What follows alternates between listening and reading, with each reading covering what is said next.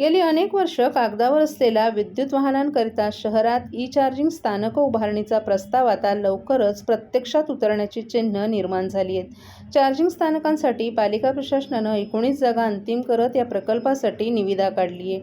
खासगी लोकसहभाग PPP तत्वावर हा प्रकल्प राबवण्यात येणार असल्यानं पालिकेला एकही रुपया खर्च करावा लागणार नसून याउलट पालिकेला प्रति युनिट मागे ₹1पेक्षा जास्त उत्पन्न मिळणार आहे. देशभरातील सर्वच शहरांमध्ये पर्यावरणाची समस्या दिवसेंदिवस वाढत आहे. ही समस्या कमी करण्यासाठी विविध उपाययोजना केल्या जात आहेत.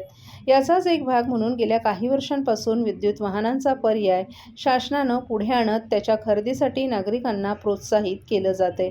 असं असलं तरी शहरांमध्ये मात्र चार्जिंगची सुविधा नसल्यानं नागरिक अशी वाहनं घेण्याकडे वळत नसल्याचं चित्र आहे. यातूनच ठाणे महापालिकेनं पर्यावरणपूरक विद्युत वाहनांकरिता शहरात चार्जिंग स्थानकं उभारणीचा निर्णय घेतला.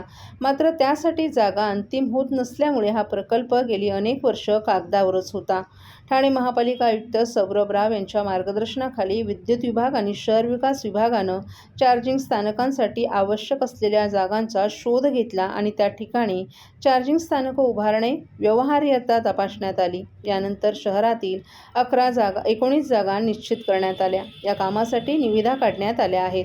खासगी लोकसहभाग तत्वावर हा प्रकल्प राबवण्यात येणार आहे. यामुळे या प्रकल्पासाठी पालिकेला एकही रुपया खर्च करावा लागणार नसून याउलट पालिकेला प्रति युनिट मागे ₹1पेक्षा जास्त उत्पन्न मिळणार आहे.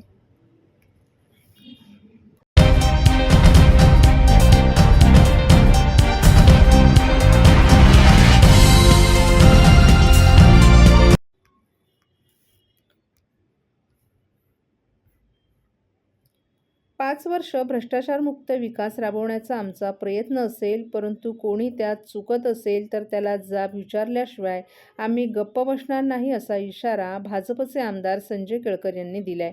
आज उपमहापौरपदी भाजपचे कृष्णा पाटील यांची निवड झाल्यानंतर त्यांना शुभेच्छा देण्यासाठी केळकर हे ठाणे महापालिकेत आले होते. यावेळी पत्रकारांशी बोलताना त्यांनी शिवसेना शिंदे गटाला अप्रत्यक्षपणे हा इशारा दिलाय. ठाणे महापालिका निवडणुकीत शिंदे गटानं बहुमत मिळवलं असलं तरी भाजपनं मुसंडी मारली आहे. अशातच महायुतीत जागा वाटपात कमी जागा मिळाल्यानं निवडणुकीच्या निकालानंतर पालिकेचं महापौरपद मिळावं यासाठी भाजपकडून दावा करण्यात आला होता. तसंच वेळप्रसंगी विरोधी बाकावर बसण्याची तयारी देखील भाजपनं केली होती. आता शिंदे गटासोबत सत्तेत सहभागी होत भाजपनं उपमहापौरपद आपल्याकडे घेतलं आहे.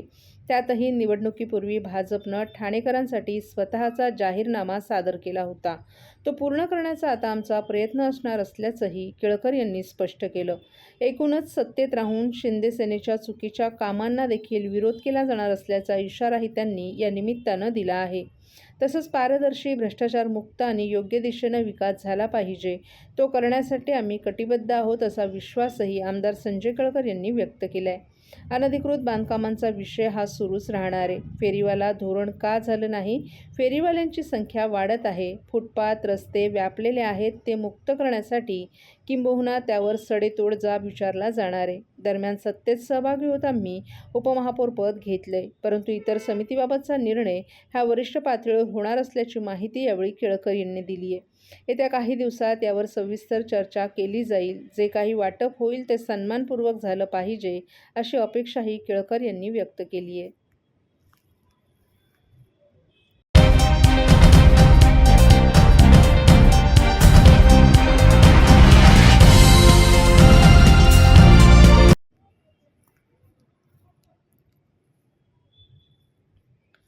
प्रताप सरनाईक यांनी नुकत्याच झालेल्या राजकीय घडामोडींवर आणि ठाकरे जिल्ह्यातील शिवसेना भाजप महायुतीच्या मजबूत स्थितीवर भाष्य केले.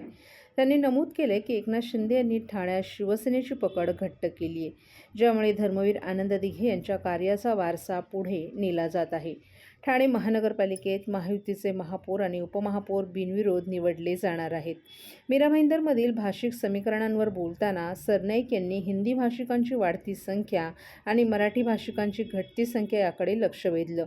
त्यांनी मराठी एकीकरण समितीवर मराठी हिंदी भाषिक वाद निर्माण करून राजकीय फायदा घेण्याचाही आरोप केलाय. त्यांच्या मते ही समिती केवळ आंदोलनं करून सामान्य जनतेला वेठीस धरते आणि शिवसेनेच्या मराठी उमेदवारांना पराभूत करण्याचा प्रयत्न करते. संजय राऊत यांनी अजित पवारांच्या संदर्भात उपस्थित केलेल्या शंकांना सरनाईक यांनी प्रत्युत्तर दिले. खुद्द शरद पवार यांनी यावर भूमिका स्पष्ट केली असून मुख्यमंत्री आणि उपमुख्यमंत्र्यांनी CID चौकशीचे आदेश दिले आहेत. राऊत केवळ प्रसिद्धीसाठी असे संशय निर्माण करत असल्याचा आरोपही सरनाईक यांनी केला आहे. आणि बातम्या देण्यासाठी ते सकाळी सकाळी जर आपला भोंगा वाजवत असेल तर सर्वसामान्य जनता आता त्या भोंग्याच्या प्रतिसादाला बिलकुल बळी पडणार नाही. शिंदे गट आणि अजित पवार गट हे काही लोकांचं असं देखील म्हणणं आहे की सुरेंद्र पवार यांनी जो शपथ घेतला, शपथविधी यांचा झाला तो खूप लवकर घेता, थोडे दिवस त्यांनी थांबायला बघा, तो राष्ट्रवादी काँग्रेसचा अंतर्गत प्रश्न आहे. कुणी शपथ घ्यावी, कुणी शपथ घेऊ नये, कुणी पक्षाध्यक्ष व्हावं, कुणी होऊ नये, कोणाचं विलिनीकरण व्हावं, कोणाचं विलीनीकरण होऊ नये, हा प्रश्न सर्वस्वी हा राष्ट्रवादी काँग्रेस पक्षाचा अंतर्गत प्रश्न असल्या कारणानं त्या विषयावर आम्ही न बोलणं योग्य. एक नॅरेटिव्ह आहे ज्यामध्ये ते म्हणतात की प्रफुल्ल पटेल आणि अमित शहा यांची भेट झाली होती, त्यामुळे शंकेला कुठेतरी वाव आहे. नाही, बघा, प्रफुल्ल पटेल हे राष्ट्रवादी काँग्रेसचे ज्येष्ठ नेते आहेत, त्या पक्षाचे कार्याध्यक्ष आहेत. अमित भाई शहा हे शिवसेना भाजप जी महायुती आहे त्या महायुतीचे शिल्पकार आहेत आणि केंद्राचे गृहमंत्री आहेत.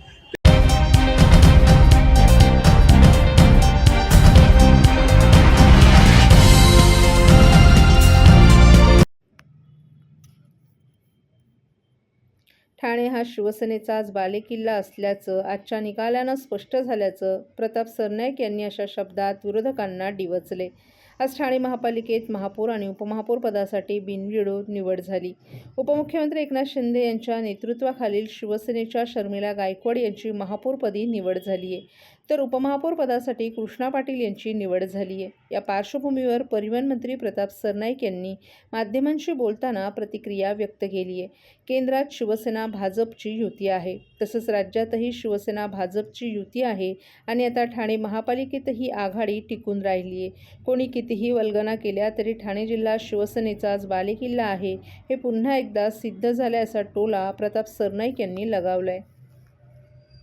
ठाणे महानगरपालिकेत ह्या राज्याचे शिवसेनेचे मुख्य नेते आणि उपमुख्यमंत्री आदरणीय एकनाथ शिंदे साहेबांनी गेल्या अनेक वर्षापासून ठाणे जिल्ह्यावर शिवसेनेची पकड ढिली होऊ दिली नाही आणि धर्मवीर आनंद दिघे साहेबांनी जो पाया रचला होता तो भक्कम करत आज ठाणे महानगरपालिकेवर त्यांनी भगवा फडकवलेला आहे.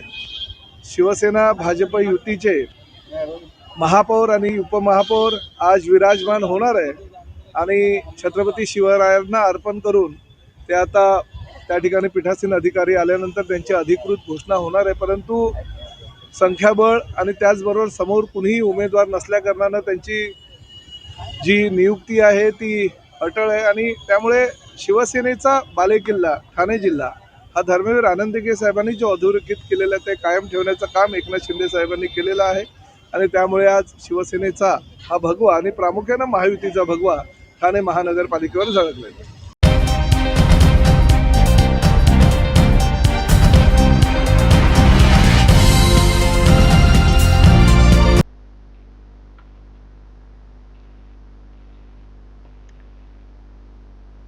असंघटित मजुरांचं वेतन थकवल्यानं वंचित बहुजन आघाडी आणि स्वाभिमान रिपब्लिकन श्रमिक कामगार युनियन आक्रमक. मुंबईतील वांद्रा पूर्वेकडील मेसर्स बिल्डस्कायर बिल्डर्स या विकासकानं ईस्टर्न फ्रीवे गोवंडी पूर्वस्थित प्रकल्पाचं काम करून असंघटित मजूर कामगारांचे कष्टाचं वेतन थकवल्यानं वंचित बहुजन आघाडी आणि स्वाभिमान रिपब्लिकन श्रमिक कामगार युनियन आक्रमक झाली आहे. मजुरांच्या या आर्थिक आणि शारीरिक शोषणाविरोधात अर्धनग्न आंदोलन करण्याचा इशारा स्वाभिमान रिपब्लिकन श्रमिक कामगार युनियनचे महाराष्ट्र प्रदेश अध्यक्ष भोलाभाऊ मंडल यांनी दिला आहे. ठाण्याच्या गडकरी रंगायतन येथे सर्व असंघटित मजुरांसमवेत पत्रकार परिषद घेऊन भोलाभाऊ मंडल यांनी आपली भूमिका स्पष्ट केली. मुंबईतील बांद्रा पूर्वेकडील मेसर्स बिल्डस्कायर बिल्डर्स केतन मुसळे आणि प्रोजेक्ट मॅनेजर यांच्या गोवंडी पूर्वेकडील डोमॅन रियालिटी या प्रकल्पावर ठेकेदार कृष्णा इंटेरियर्स आणि लक्ष्मी एंटरप्राइजेस आणि मेटल आर्ट ॲल्युमिनियम हार्डवेअर या 3 ठेकेदारांकडून काम करून घेतलं. मात्र त्यांना त्यांचं कोट्यावधी रुपयांचं बिल अदा करण्यात आलं नाही. आरोप करून भोलाभाऊ मंडल यांनी बिल्डरकडून मजूर कामगारांचं होत असलेल्या शोषणाचा पाढा या पत्रकार परिषदेत वाचला. बिल्डरनं वेतन न दिल्या कारणानं ठेकेदार सोबत काम करणाऱ्या मजूर कामगारांची परिस्थिती गंभीर झाली आहे. कामगारांच्या कुटुंबियांची उपासमार होत असून त्यांच्या कुटुंबियांचा आरोग्याचा प्रश्न आहे. त्यांच्या लेकराबाळाच्या शिक्षणाचा विषय कठीण झालाय. इतर राज्यातून येऊन हे कष्टकरी मजूर आपल्या कुटुंबाचं भरण पोषण करतात. मात्र बिल्डरला त्याची खंतही वाटत नाही. थकीत रकमेची मागणी केली की उडवाउडवीची दादागिरीची भाषा केली जाते. स्टाफला पैसे अदा करण्यास सांगितल्याचं सांगतात, परंतु त्यांचा स्टाफही ठेकेदारांची दिशाभूल करतोय. त्यामुळे आसपावतो कामगारांची थकबाकी अद्यापपर्यंत अदा करू शकले नाहीत. या संदर्भात पोलीस ठाण्यात तसंच स्वाभिमान रिपब्लिकन श्रमिक कामगार युनियनकडे तक्रार आल्यानंतरही बिल्डर दाद देत नसल्यानं युनियन आक्रमक झालीय.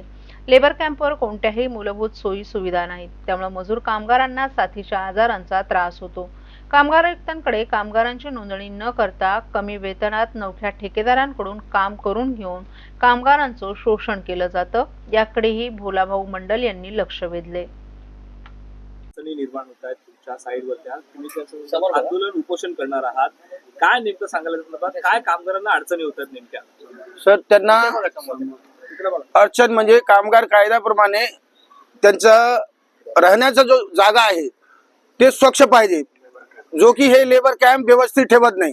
त्यांना मलेरिया, डेंगू या सगळ्या गोष्टीपासून त्यांच्यासाठी औषध एखादा डॉक्टर प्रोव्हाइड झाला पाहिजे कायद्याप्रमाणे. लिगली यांना कामगार चे सभासद नोंदणी मान्य कामगार आयुक्तकडे झाला पाहिजे. ह्या सगळ्या गोष्टी न करता हे छोटे छोटे ठेकेदार लोकांना बोलून वर्क ऑर्डर प्रोव्हाइड करतात आणि मग 50 लाखाचं काम झाले 25 घे, 25 साठी मागा पडवतात. त्याच्यामध्ये आमच्या मजूर कामगारांचं शोषण होतं.